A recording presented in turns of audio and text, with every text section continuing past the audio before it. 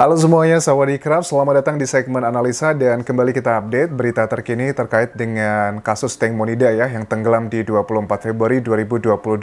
Kemarin di tanggal 25 Mei 2022, tubuh dari Teng Monida sudah dikremasi. Jadi teman-teman yang sudah tanya berkali-kali, Anjas, apakah Teng Monida sudah dikremasi atau belum? Jawabannya adalah sudah kemarin dengan momen yang kalian sudah lihat di internet banyak sekali. Misalnya salah satu bagian yang viral di media Thailand adalah tentang Bird, kekasih dari Teng Monida, beserta kucingnya juga hadir di sana. Dan kalau aku lihat kemarin, semua saksi itu, teman-teman Teng Mo di malam kejadian, hadir semua kecuali adalah Sen. Karena alasan dari Sen disampaikan oleh Gatik, saat ini Sen sedang terkena COVID-19, jadi dia tidak bisa keluar. Well, apakah ini sebuah kenyataan ataukah salah satu strategi baru? Mungkin Sen sudah lelah gitu ya, selalu disalahkan dan banyak hal-hal yang juga mengarah ke dia.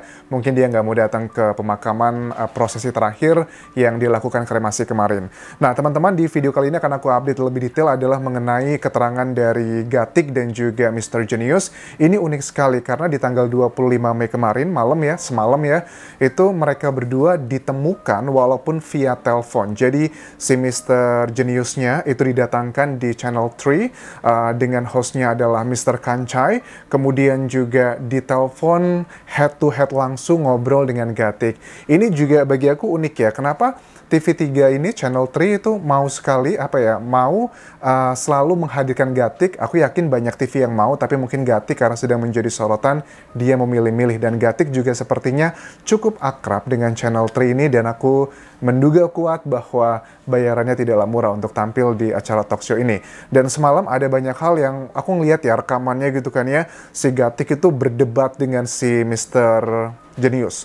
Ada hal-hal yang sangat fundamental, bahkan Gatik itu kalau ngomong selalu dengan nadanya tuh oktav tinggi gitu karena emosi. Kita akan coba bahas satu persatu apa yang disampaikan. Pertama gini ya.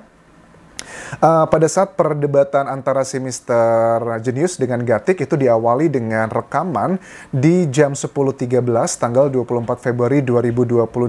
Si Gatik saat ditanya dengan Mr. Genius, dia mengatakan bahwa memang benar itu adalah lokasi di jembatan Rama 8, dan Gatik mengatakan, saya heran ya kenapa sih foto ini selalu menjadi permasalahan bagi Anda begitu, karena foto ini nggak ada hubungan dengan jatuhnya Teng Mo. Alasannya apa? Karena 10.13 itu adalah foto yang sudah dikonfirmasi, penyidik juga setuju bahwa itu adalah foto yang real, tapi kan berhubungan si Mr. Genius itu mengatakan ini ada kepalsuan, katanya itu adalah editan. Kenapa kok ini dikatakan editan? Karena untuk menentukan alibi dan juga keterangan bahwa jam 10.13 menuju ke 10.30-an, which is itu sekitar 20-an menit ya teman-teman, untuk si Teng Monida terjatuh, yang berdasarkan klaim dari penyidik Nontaburi ya, bahwa itu adalah 10.30-an, ada bayangan yang menutupi lampu speedboat di ujung belakang, dan itu dugaan sangat kuat adalah tubuh Teng Mo yang terjatuh beberapa detik, itu adalah bayangannya.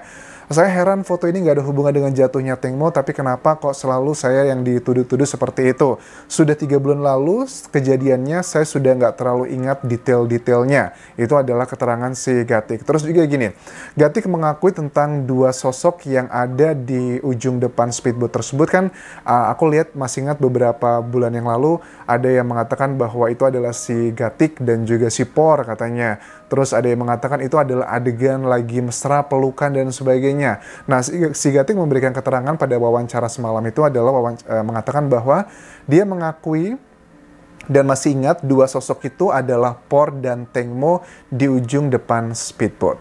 Oke, padahal kalau di ujung depan speedboat itu aku melihat gerakannya ada beberapa persepsi ya teman-teman. Ada yang persepsi itu adalah gerakan sedang pelukan, ada yang mengatakan bahwa itu adalah gerakan sedang dipukul atau apa, tapi aku jujur ya cenderung setuju dengan analisa yang aku lihat dari sejumlah orang di Thailand. Pakar di sini mengatakan itu lebih cenderungnya adalah dua orang tersebut di ujung speedboat yang dikonfirmasi oleh Gatik adalah Por dan juga Teng Mo. Aku cenderung setuju menilainya itu adalah pelukan, bukan dipukul. Itu adalah gerakannya karena dari ujung itu juga ada salah satu sosok perempuan di dekatnya juga, dan kemungkinan besar itu adalah Gatik ya, yang di ujung itu juga. Terus juga teman-teman, pada saat si Kancai, host dari acara ini, menanyakan beberapa hal yang sifatnya cukup membuat naik pitam Gatik. Misalnya adalah tentang kejadian di mana pada saat Gatik kenapa kok meninggalkan Tengmo di malam kejadian, walaupun Gatik sudah berkali-kali menjelaskan alasannya. Dia beralasan bahwa dia pulang ke rumah Tengmo Nida di tanggal 24 Februari tepat dari kejadian tersebut karena takutnya si Tengmo sudah pulang duluan ke rumah, makanya dia menunggu di rumahnya Tengmo, which is nggak banyak orang yang percaya dengan excuse ini. Terus Gatik juga menambahkan begini, saya nggak mau berdebat dengan orang tua karena saya diajarkan oleh ayah saya untuk berlaku sopan kepada orang yang lebih tua. Ini adalah untuk memberikan sebuah pesan ke hostnya dan juga Mr. Genius, karena Mr. Genius itu terlihat berapi-api dan pertanyaan serta pernyataan dari Mr. Genius ke Gatik by phone di acara ini sangatlah tajam-tajam, dan hostnya juga sepertinya memberikan tempat untuk melakukan konfrontasi, dan si Gatik ada beberapa hal yang tidak diklarifikasi lebih detail, semuanya sudah disampaikan ke penyidik, dan Gatik hanya menyatakan saya nggak mau, ya tadi itu, nggak sopan sama orang tua ya, saya tidak mengajarkan seperti itu. Dan aku juga herannya gini teman-teman, aku tahu bahwa si Gatik adalah orang yang paling banyak disalahkan juga ya dari kasus Tengmo Nida ini, terlepas apakah dia terlibat atau tidak, peranannya seperti apa, menurut aku Gatik juga sangat stres. Tapi sisi lain uniknya adalah kalau aku melihat perkembangannya sekarang ini, kok Gatik ini mau sekali ya berbicara di media massa. Awal-awalnya sama sekali tidak mau, tapi sekarang sudah sangat mau terbuka, dan kemarin sudah interview secara langsung dengan Channel 3. Hari ini, malam ini juga by phone lagi. Dan apakah hanya pure karena masalah ekonomi yang pasti bayarannya cukup tinggi, tapi apakah ada sesuatu hal yang berusaha disampaikan lagi? Karena orang di balik si Gatik kan sudah kita ketahui namanya adalah Mr. Sira.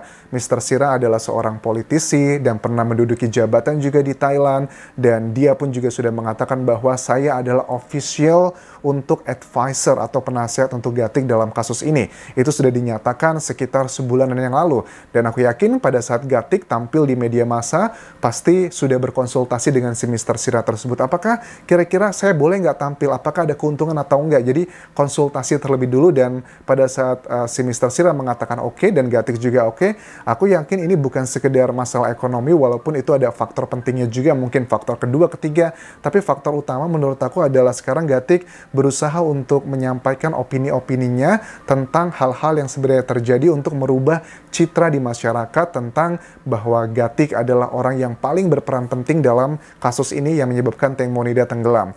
Nah, kemudian di tanggal 25 Mei kemarin juga kita coba bahas, beralih sekarang ke Mr. Decha ya, pengacara dari Ibu Panida. Ada statement yang menjadi olok-olokan di internet Thailand, adalah statementnya gini, saya belum pernah bertemu dengan perempuan seperti Ibu Panida selama ini.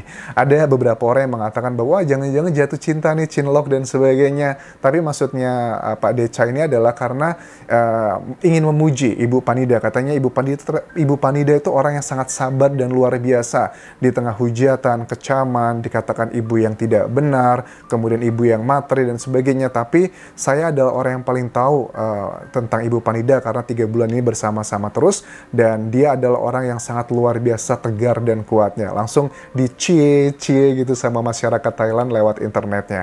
Well, I don't know ya, it's just a small story yang aku hanya paparkan apa yang terjadi dari berbagai macam berita online di Thailand.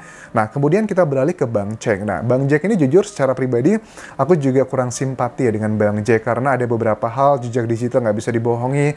Misalnya rekaman 16 menit yang dikatakan akan dikeluarkan. Mana buktinya? Tidak ada. Kemudian juga mengenai baju putih, bukan baju tapi kain putihnya Tengmo Nida, katanya sudah dikirim dari Amerika ke Thailand. Mana buktinya? Menurut aku, apa yang disampaikan Bang Jack itu untuk reliability dan credibility-nya itu sangat perlu dipertanyakan.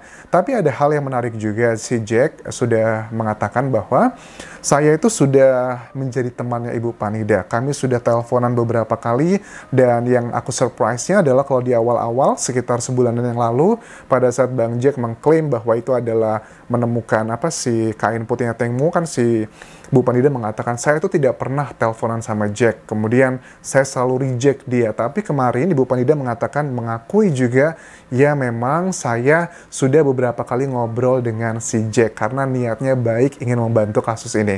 Ada apa ini? Kira-kira kok ada banyak manuver-manuver yang terjadi. Bahkan juga untuk Gatik dan juga Paul Robert. Sepertinya Ibu Panida juga agak kesel, ada dugaan juga bahwa dia tahu nih siapakah orang di balik yang memegang akun Facebooknya Teh Monida yang memposting foto-foto yang terjadi di malam kejadian tersebut. Ada banyak masyarakat Thailand yang menduga itu ada hubungannya dengan Ibu Panida dan ada kekesalan kepada teman-temannya Teng Mo di malam kejadian. Ada banyak manuver-manuver Ibu Panida yang luar biasa. Nah, itu adalah hal-hal yang menurut aku menarik yang aku sampaikan langsung dari berbagai media online di Thailand. Untuk prosesi kremasi Teng Mo memang sudah dilaksanakan kemarin teman-teman dan sangat hikmat. Itu dilakukan dengan kremasi yang sederhana dan dihadiri dengan teman-teman saksi di malam kejadian yang hadir semuanya, tapi hanya si Sen yang tidak hadir. Dan selanjutnya nanti akan aku update adalah mengenai hal-hal mengenai kasus ini sendiri, kelanjutannya seperti apa. Apakah kasus ini sudah ditutup? Belum sama sekali, karena prosesnya sekarang kalau secara hukum sedang berada di tangan Kejaksaan Nonthaburi dan sedang menunggu pemaparan dari 20 hal yang sedang diminta oleh penyidik Kejaksaan Nonthaburi ke penyidik Nonthaburi untuk dibuat ringkas dan diklarifikasi beberapa hal. Dan kemudian gimana Anjas dengan DSI atau Department of Special Investigation, ini masih belum ada keputusannya dan masih terus dilakukan perjuangannya oleh Mr. Genius beserta timnya. Dan apakah kasus ini ditutup? Belum sama sekali, walaupun Teng Monida sudah dikremasi, sudah tenang, tapi kasus ini masih belum berakhir dan kita lihat nanti perkembangannya seperti apa. Mudah-mudahan kalian juga masih terus setia mengawal kasus Teng Monida, karena bagi aku ini merupakan sebuah pelajaran yang sangat berharga sekali ya, di mana keadilan itu tidak bisa didapatkan hanya dengan berdoa dan meminta, tapi juga penuh dengan perjuangan, penuh juga dengan drama-drama, dan ini kita sedang menuju ke sana. Oke, that's all yang bisa aku bahas. Thank you very much for watching. Tinggalkan komentar kalian dan like juga, serta follow Instagramku di Anjas di Thailand, karena aku juga sering live untuk ngebahas kasus Teng Mo di sana. Dan sampai ketemu lagi di video berikutnya. Kopun kerap semuanya. Jangan lupa subscribe. Bye-bye.